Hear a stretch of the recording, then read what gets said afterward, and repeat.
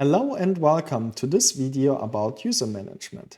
I'm Valentin Ziegner, and in this video I'm going to talk about how to create a user definition. Therefore, we are going to start with Flowable Control. In Flowable Control, you can go ahead and select on the left side Users, and there you see your user definition. Now, a user definition is basically a template or a definition which is behind the user. Each user can have exactly one user definition, while a user definition can be used by multiple users.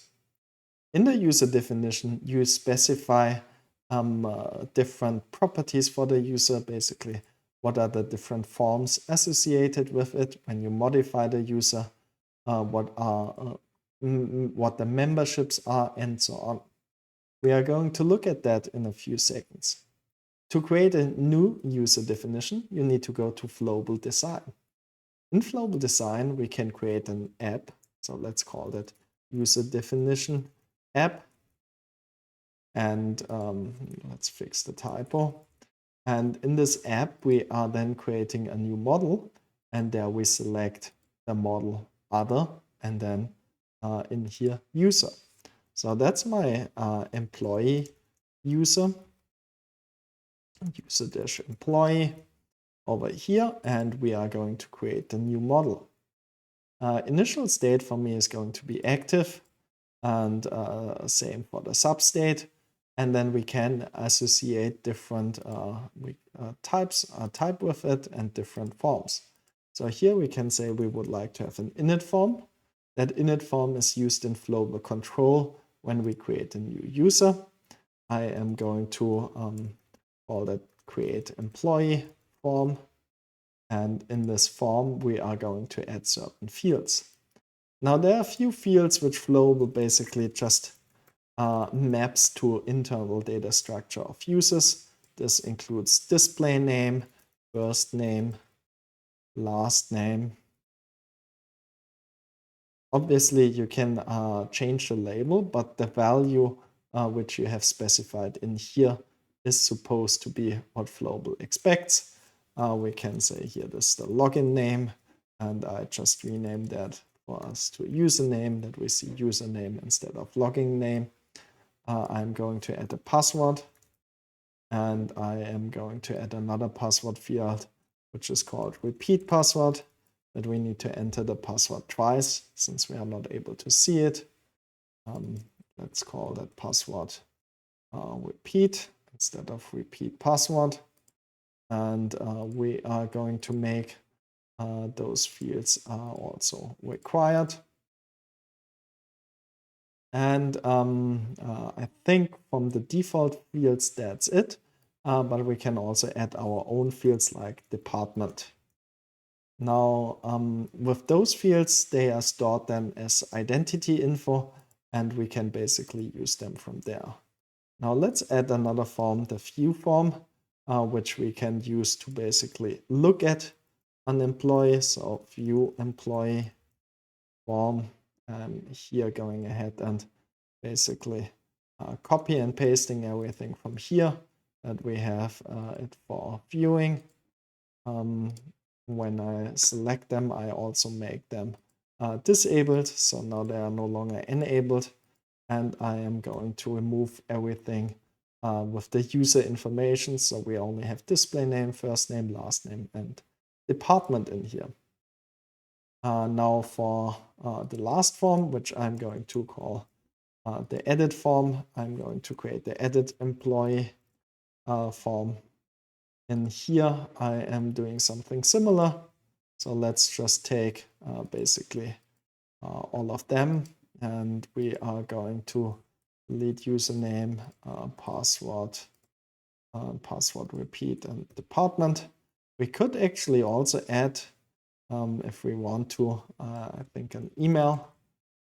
That's another field which we could have in here, which is then automatically saved on the user as well. Now, for my user, I would like to have that user part of two groups, Flowable user, employee. You can add any other group which you would like to have here as well. That user is allowed to look up all other employees as well. There's a dynamic lookup variable that contains basically users who can seen by the user. So here you can specify a variable name, and with that you can have, for example, a client-to-client advisor relationship. Allowed features allows us to say what the user is allowed to see over here. So we can specify here, for example, work and tasks. So with that, we are allowed to see work and tasks there. We can specify also action permissions. Here I just say that the Flowable administrator is allowed to edit this user. With action handlers, you can actually go ahead and have a case in the background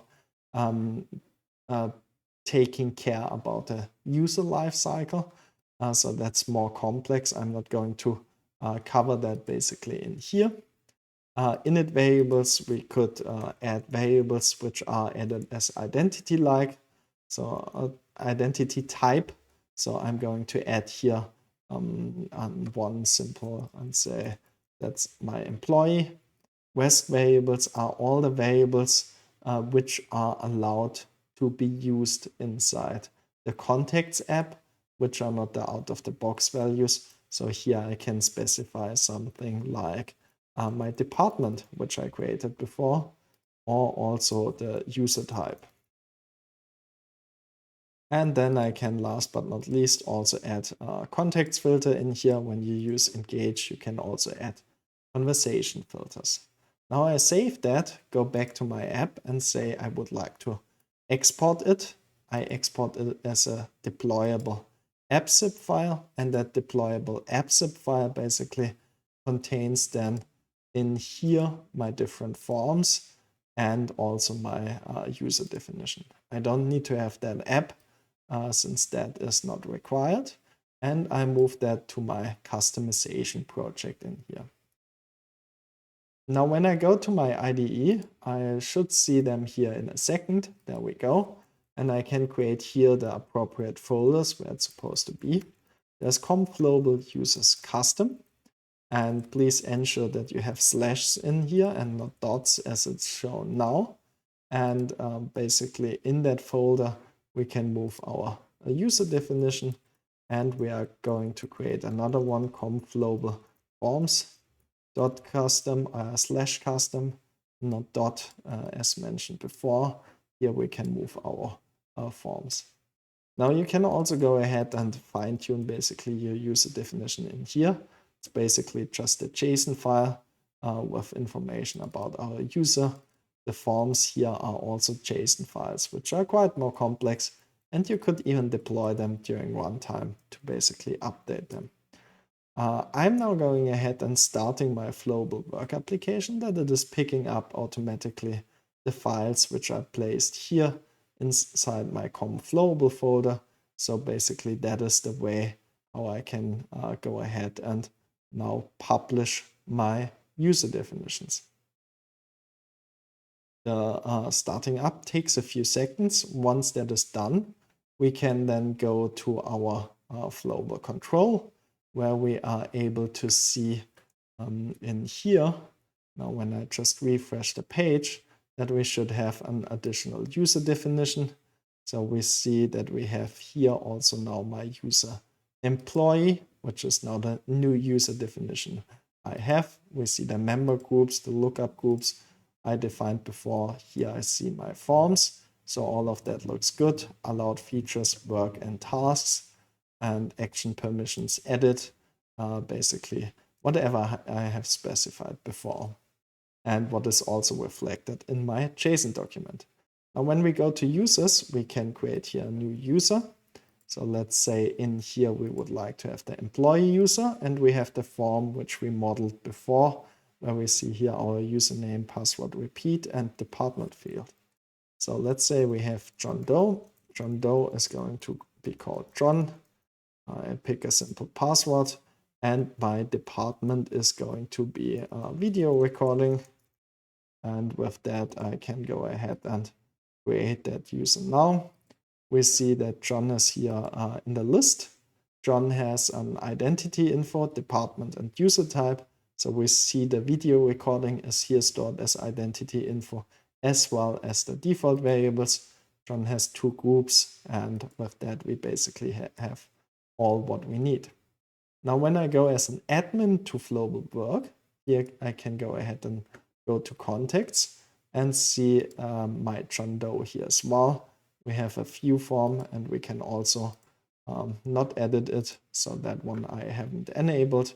Obviously, no, I'm missing permissions there, but let's quickly sign out and sign in as John. Then we see basically that we have here on the left side work and tasks as configured.